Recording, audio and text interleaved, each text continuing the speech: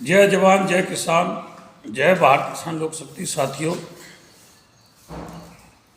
अभी जल्दी में उत्तर प्रदेश का विधानसभा का सत्र चला, जिसमें हमने देखा पक्ष विपक्ष, सत्ताधारी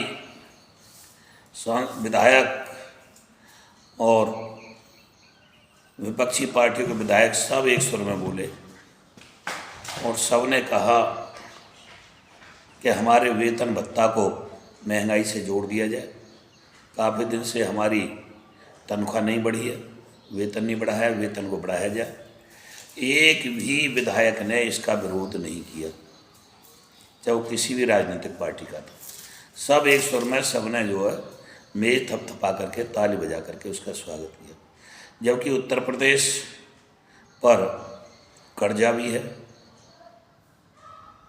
अगर किसानों के गन्ना के मूल्य बढ़ाए जाते हैं तो मील घाटे में आ जाती है, फसलों के रेट बढ़ाए जाते हैं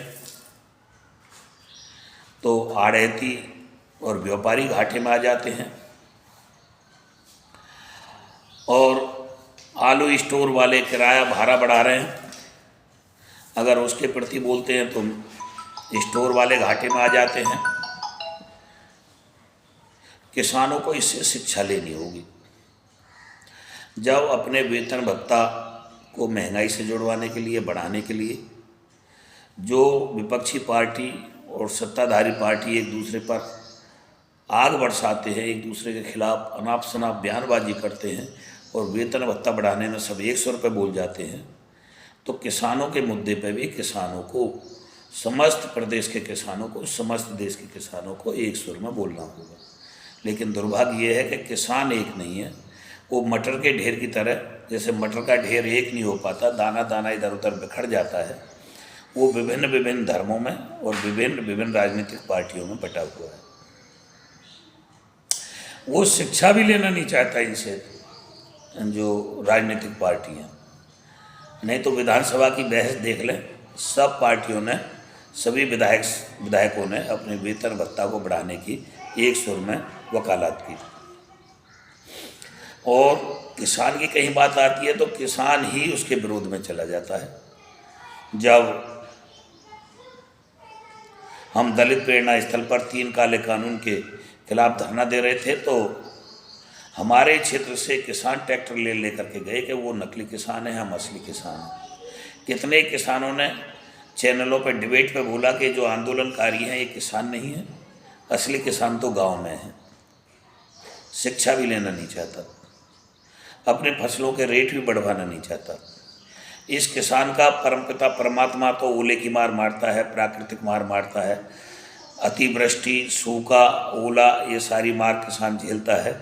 लेकिन किसान स्वयं अपने आप का खुद दुश्मन भी बना रहता है। ये अपने आप का स्वयं भी नहीं है, ये कभी अपने आप के लिए सोचता भी नहीं है। इसने हमेशा देश के लिए कमाया है, मेहनत करके कमाया है, जी तोड़ के कमाया है। एक चपरासी की, एक सिक्योरिटी गार्ड की तनख्वाह 8 से 9 से 10 हज़ार के बीच में है। 12 घंटे ड्यूटी लेते हैं, उसमें भी जरा सी झपकी लग जाए तो तनख्वाह काट देते हैं। किसान को मेरे ख्याल से 2000 या 3000 रुपये मासिक बचत भी नहीं है, अगर उसकी संपूर्ण लागत और मेहनत को देखा जाए तो। इनका गुजारा हो सकता है, लेकिन विधायकों का इतना मोटा मोटा वेतन, इतना मोटा मोटा भत्ता मिल रहा है, उनका गुजारा नहीं हो पा रहा। वो अपने लिए सिफारिश कर रहे हैं, उनके वेतन भत्ता से प्रदेश घाटे में नहीं आएगा। लेकिन किसान को अगर थोड़ा सा बढ़ा दिया जाए तो उससे देश और प्रदेश घाटे में आ जाता है। इन सब चीज़ों से देश के अन्नदाता को सीख लेनी होगी।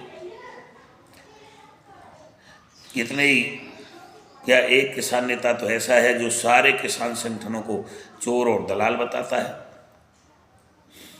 वैसे एसकेएम का मेंबर भी बनता है, और जिस एसकेएम का मेंबर बनता है उन्हीं के नेताओं को गाली देने के भी काम करते हैं। लेकिन चलो, जैसी जिसकी समझ, उसकी समझदारी उसके साथ, हमारी समझदारी हमारे साथ। लेकिन किसान संगठनों में आपस में बैर है, रहने दो।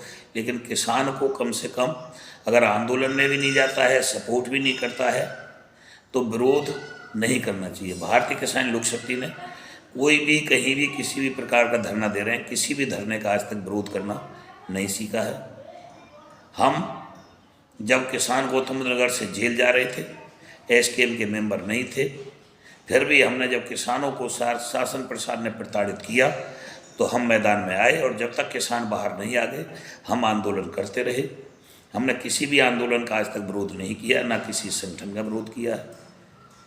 हो सकता है हमारी कुछ किसान संगठनों से पटरी ना खाती हो, अंदरूनी भावना ना हो, लेकिन फिर भी हम उनके विरोध में कभी नहीं जाते हैं। इसलिए किसान को भी विरोध में नहीं जाना चाहिए। धन्यवाद। जय हिंद, जय भारत, जय भारत किसान लोक शक्ति।